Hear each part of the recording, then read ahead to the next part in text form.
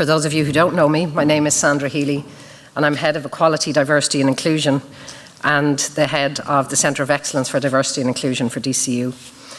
This is our first Mary Mcaleese Women in Leadership Lecture Series of 2019, and we're privileged to have such a distinguished guest with us this morning. The 9th President of the Republic of Malta, Her Excellency Marie-Louise Calera.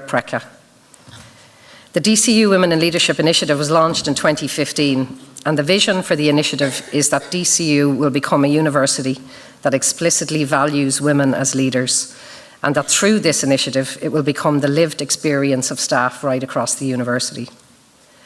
The Mary Mcaleese Women in Leadership Lecture Series is an ongoing series of lectures or conversations on stage, and it's designed to feature high-profile, successful female leaders who share their pathway to success, the challenges they have encountered along the way, and the achievements that they have attained. Her Excellency Marie-Louise Calera is one such leader.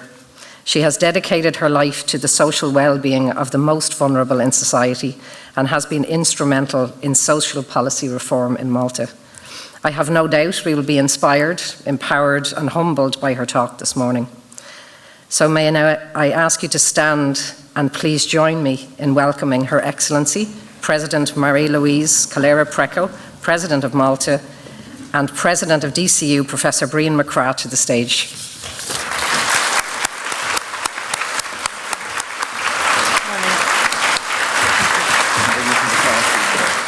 Thank you. And I would now like to welcome Professor Brian McCrath to the podium to formally introduce the President of Malta.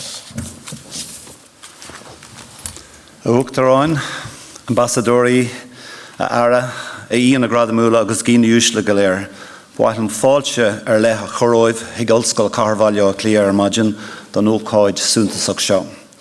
Your Excellency, Minister, members of the Diplomatic Corps, distinguished guests, ladies and gentlemen, you're all very welcome here to the Helix for our first lecture of 2019 in the DCU Women in Leadership Lecture Series.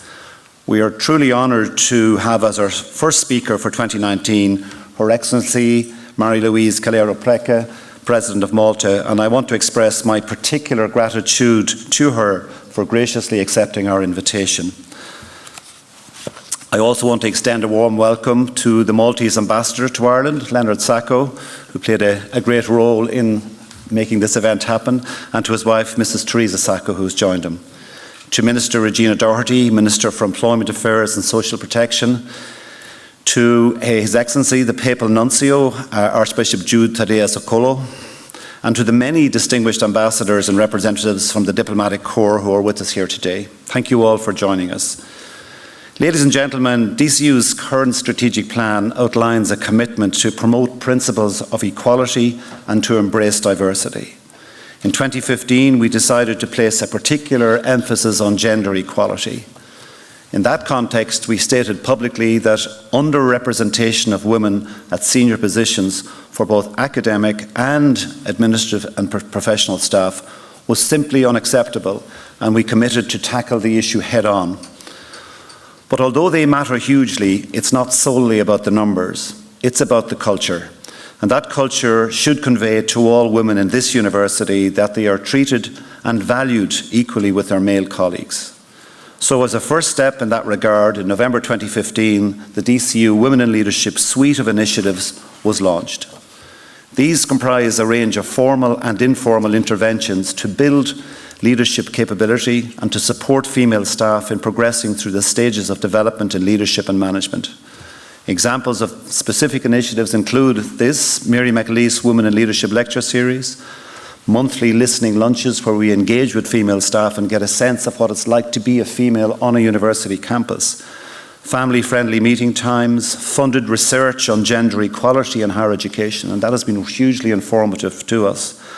Our active engagement with the 30% Club, and we were delighted last Friday to see our Chancellor, Dr. Martin Mcaleese, and former President of Ireland, Mary Mcaleese, become joint patrons of the 30% Club, and we were just discussing it with the President just now. And also Project 50/50. Project 50/50 entails a commitment by DCU to name 50% of its major buildings and lecture theatres after inspiring female figures. In doing that, we are seeking not only to honour significant achievements by women, but also to make pioneering women visible. You cannot be what you cannot see. This is about recognition and about visibility, but most of all, it's about inspiration. And this morning's event is also about inspiration. Our Women in Leadership lecture series was launched in March 2016 by the former President of Ireland, Dr. Marie-Louise. Significantly for DCU, Dr. Marie-Louise not only delivered the inaugural lecture, but reflecting the esteem she holds for the series and its relevance, of course, she agreed to be its sponsor and to give her name to the series.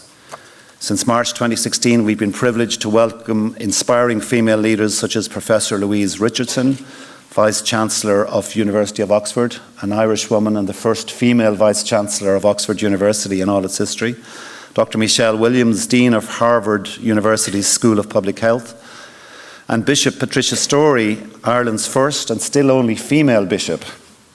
And this morning we are delighted to add Her Excellency Marie-Louise Calera to this list of exceptionally inspiring women, and we are very much looking forward to listening to your address this morning, President.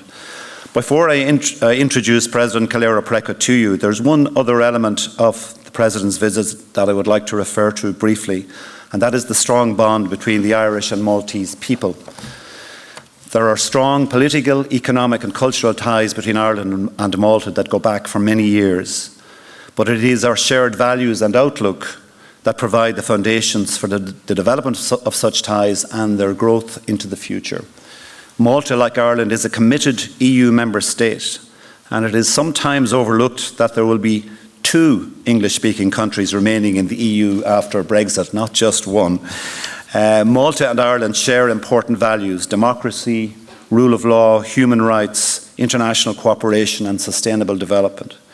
In pursuit of these common values, Malta and Ireland have been cooperating in the search and rescue missions in the Mediterranean, for example. The assistance of the Maltese authorities has been invaluable in facilitating the humanitarian mission of the 6 Irish naval vessels in the Mediterranean over recent years. And later today we will explore academic collaborations with colleagues from the University of Malta who have accompanied the President in her visit. And I'm confident that these discussions will have positive outcomes. And now, finally, let me introduce our guest of honour to you. In 2014, Marie-Louise Calera became the 9th President of the Republic of Malta. She is the youngest President of the country and the 2nd woman to occupy the office of Head of State. The President is known for her valuable contributions to women's rights and gender equality, and for her dedication to the well-being of the most vulnerable in society. Throughout her presidency, she's established several initiatives that have helped drive change in the country's social policies. For example, the President's Foundation for the Wellbeing of Society to create a safe space for dialogue on social well-being, bridging popular wisdom with academic research. The President's Trust to encourage vulnerable young people experiencing difficulties in life to improve their lives through education and training. Empower, a platform for women to set up to secure a stronger voice in the debate for equality and to inspire women and girls to take on leadership roles. The President is the recipient of numerous awards and honours, and I'll just give you the shortened version of this, but it includes the United Nations Agent of Change Award, the WPL Award 2017, but the WPL is the Women Political Leaders Global Forum, and the UNESCO Gold Medal for her contribution to the promotion of peace in Malta, throughout the Mediterranean and globally. Ladies and gentlemen, it is my great honour to invite Her Excellency President Calera to address you. Honourable Minister, President of the Dublin City University, Excellencies, dear academics and students, dear friends. I am truly honoured to have been invited to this prestigious university, and not only to deliver this morning's talk, but also to try to explore all possibilities of the various collaborations that can exist between us. We intend to engage on the diverse levels possible, because as the President has said, yes, we are very similar. We're 2 islands.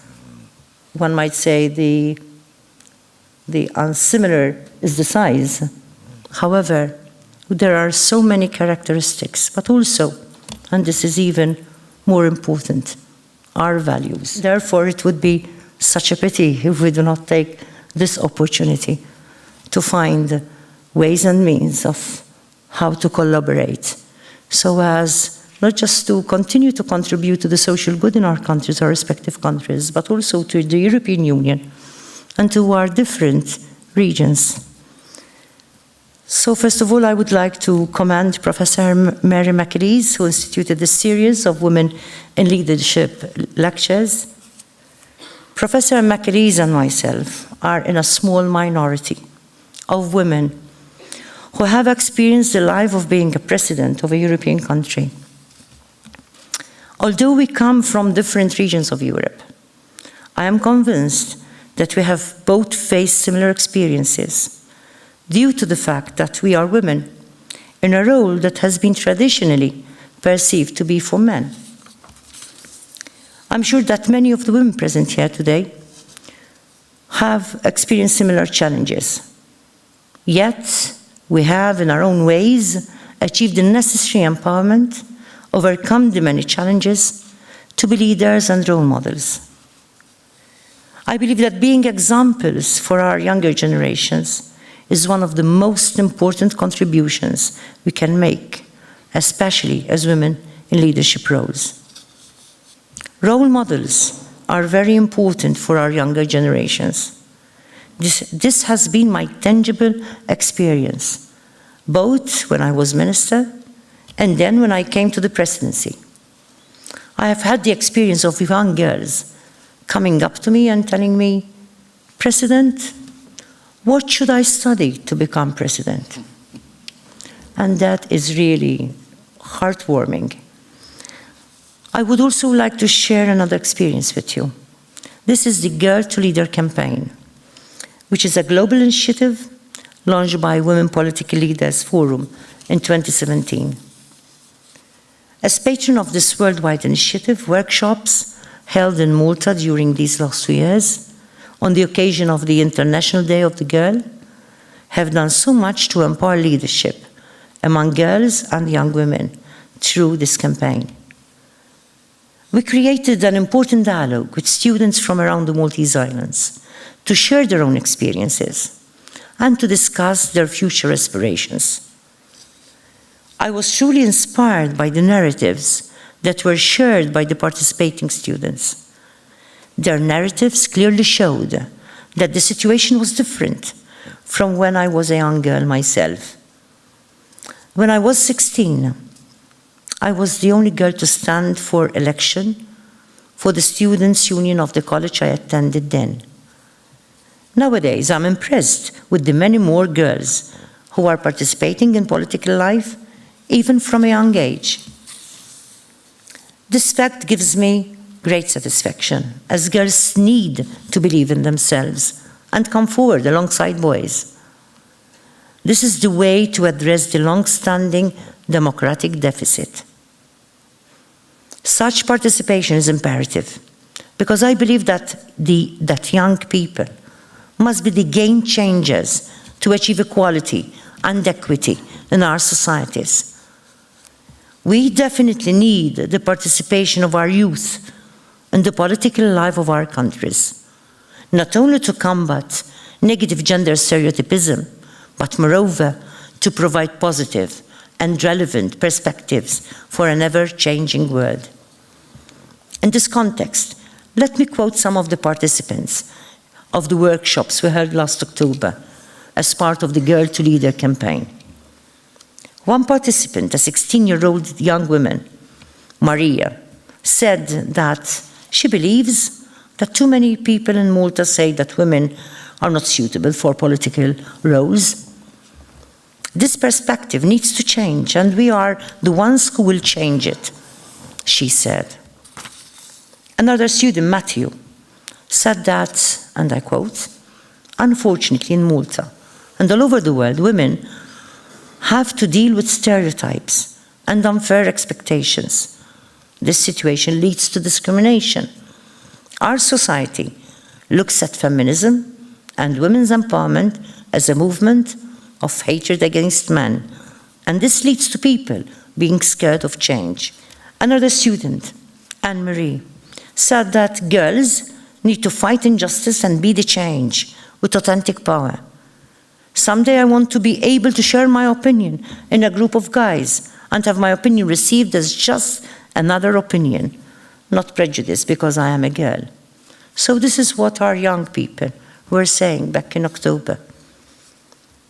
It was truly encouraging to witness the students aged 16 to 19 years sharing their deeply held beliefs that women and men must be equally respected, they must be equally valued, and they must be equally encouraged to share their experiences and aspirations.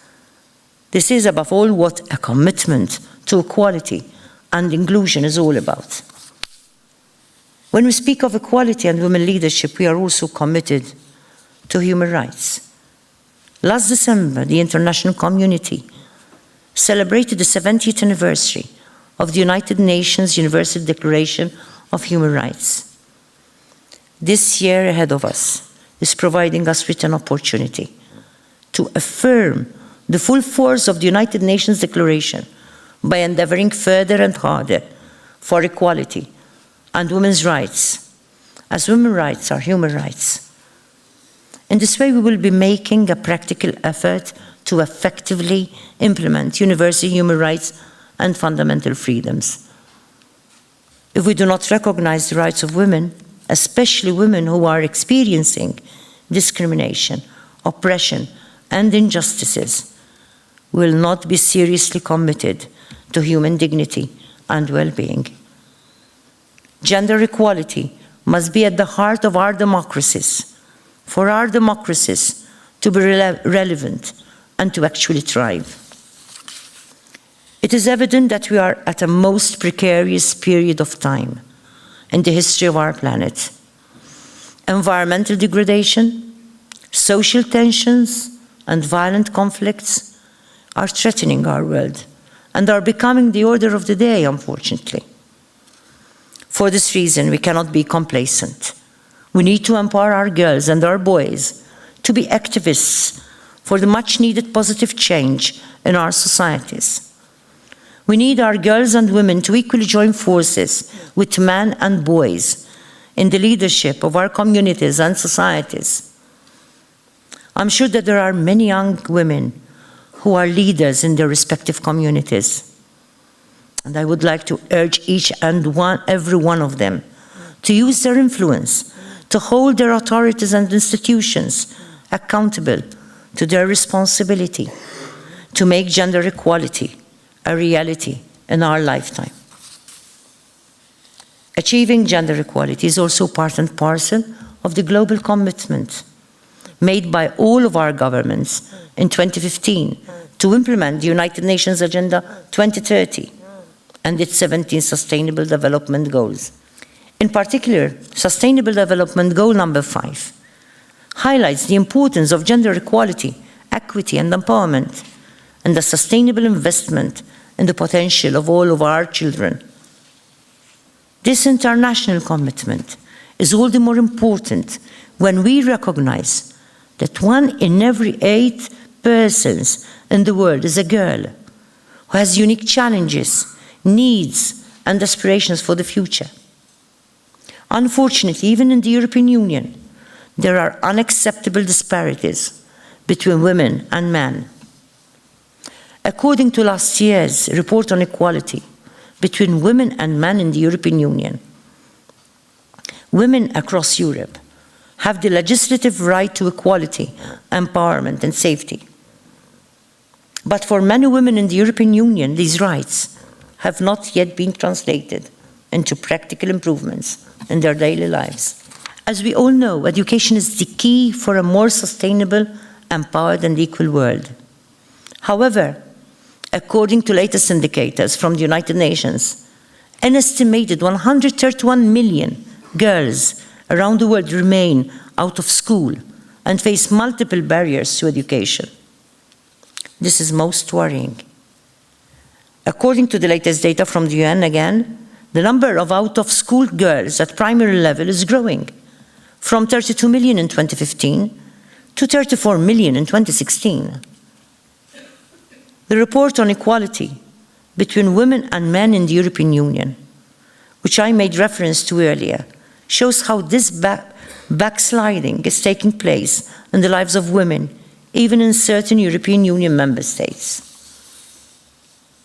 The report indicates that in some countries, the political and economic participation of women is moving backwards.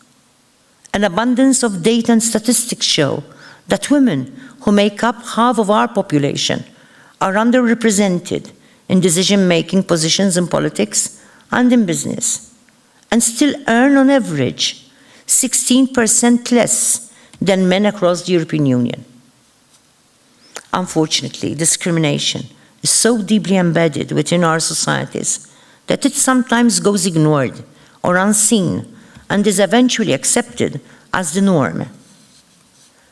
We must urgently ask ourselves, what is going wrong in our societies? After 7 decades of saying that we are committed to the implementation of universal human rights. To address these concerns, I believe that we must first of all overcome dangerous, discriminatory mentalities, while also working harder to encourage and support young women to believe in themselves and to take up leadership roles. In Malta, just as in Ireland and so many of our countries, we have all the necessary legislation in place to enjoy full gender equality and equity. However, we need to do more to change underlying prejudice and attitudes within our families, communities, and society.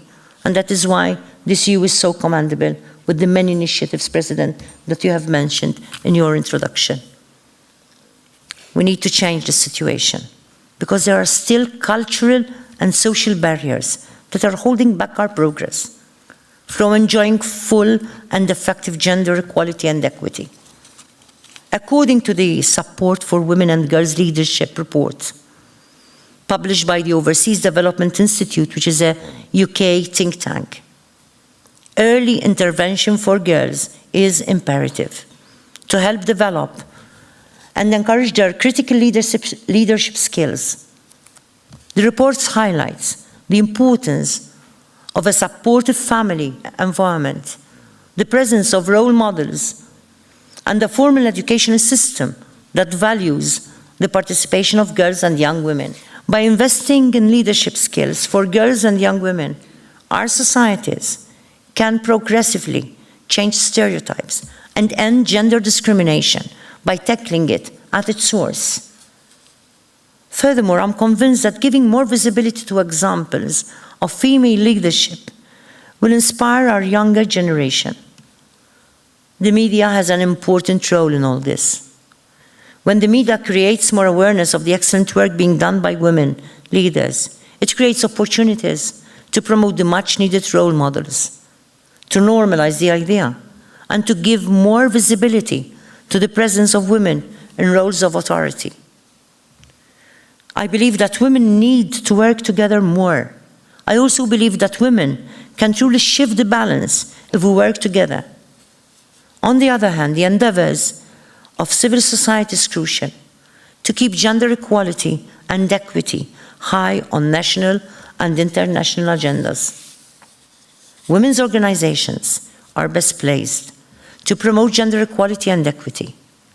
Throughout history, powerful coalitions of women working together in networks and organizations have been catalysts to bring about improvements in the lives of communities and societies. For example, the International Alliance of Women, which was founded in 1904, is still one of the most active international NGOs working to promote women's human rights around the world. Let me also mention the groundbreaking work of the African Women's Development Fund, which is the first foundation to support the work of women's rights organizations throughout Africa by linking together over 1,300 civil society groups in a powerful network of solidarity and support. Let me also draw your attention to a study co-authored by Professor Esther Duflo, who specializes in poverty alleviation and Development Economics within the Massachusetts Institute for Technology. The report highlights the importance of female role models to nurture the ambitions of girls and young women. The report indicates that observing inspirational women in political life encourages girls and young women to pursue their aspirations in a tangible way.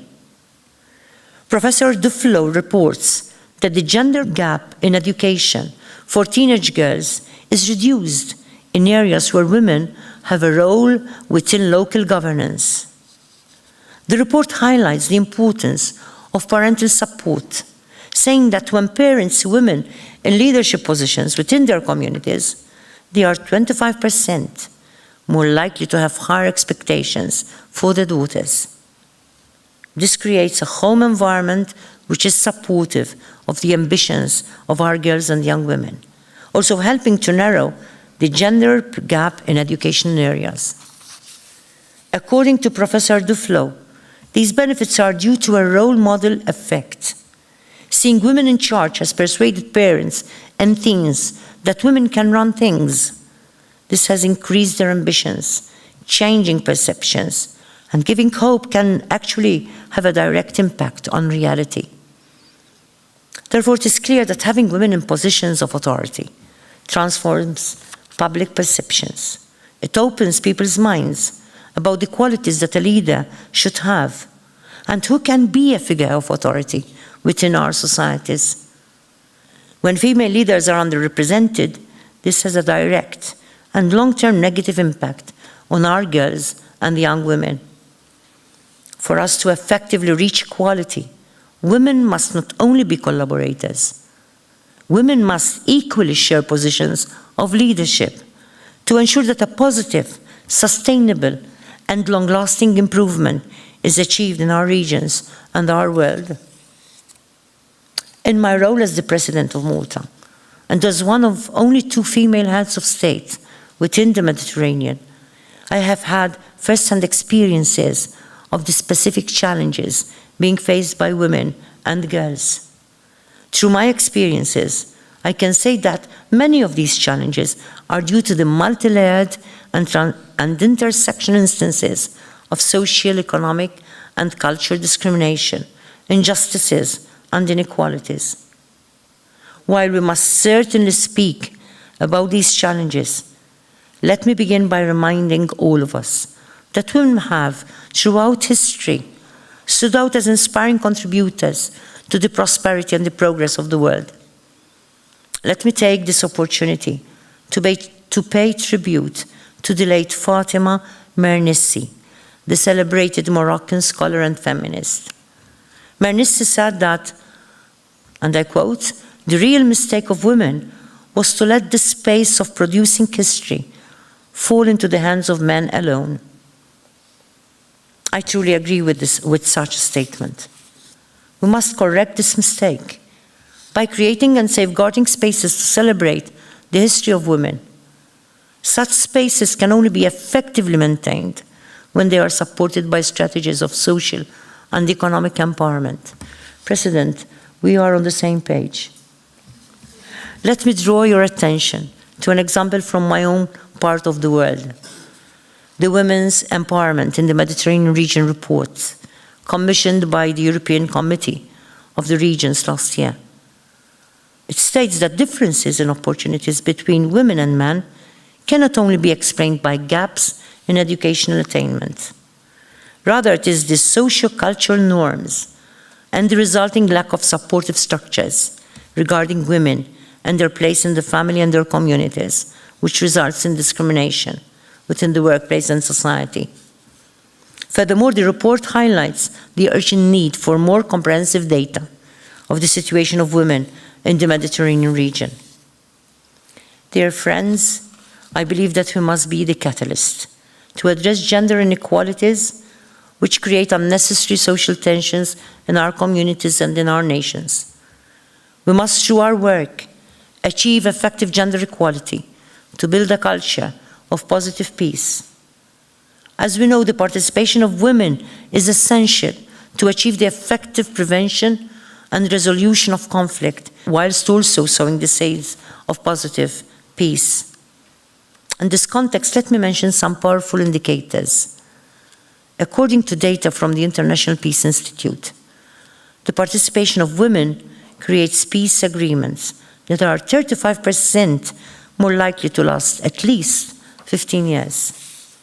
Studies conducted by Erik Melander, Professor of Peace and Conflict Research at Uppsala University in Sweden, have found that when more women are politically involved, there are markedly lower risks of civil war and a reduced likelihood of political violence. Furthermore, a global survey conducted by the Inter-Parliamentary Union has found that the participation of women in the world of politics restores trust in governments. According to the same global survey, the participation of women in politics also increases the amount of attention paid by political authorities to social welfare, legal protection, and the transparency of governments and the business sector. The World Bank also reported the higher levels of gender equality are linked to a lower risk of violent conflict, both within and between countries. On the other hand, until last year, only 2% of peace mediators were women, and women made up a mere 8% of negotiators. These figures from United Nations Women are a clear indication of just how little space is found for the contributions of women in the peace process, even though we have precise, fact-based data to support the importance of women's participation. It is sad to realize that only 2 women in history have served as chief negotiators. Therefore, it is clear to me that the continued failure to involve women in the peace process is ignoring the scientifically proved effectiveness of women. As we all know, without peace, our efforts to promote gender equality and justice will be fruitless. I hope that the European Commission's strategic engagement for gender equality, which will draw to a close this year, will give us the necessary information to more effectively address the culture and social dynamics that perpetuate gender-based discrimination in our countries. On concluding, I believe that the level of gender equality in our countries is a reflection of how far we have come to build effective democracies and to work for sustainable development. I would like to encourage everyone, as one human family, to explore innovative ways of empowering and inspiring women, especially our younger generations, to be today's champions and the future leaders of our world. Thank you.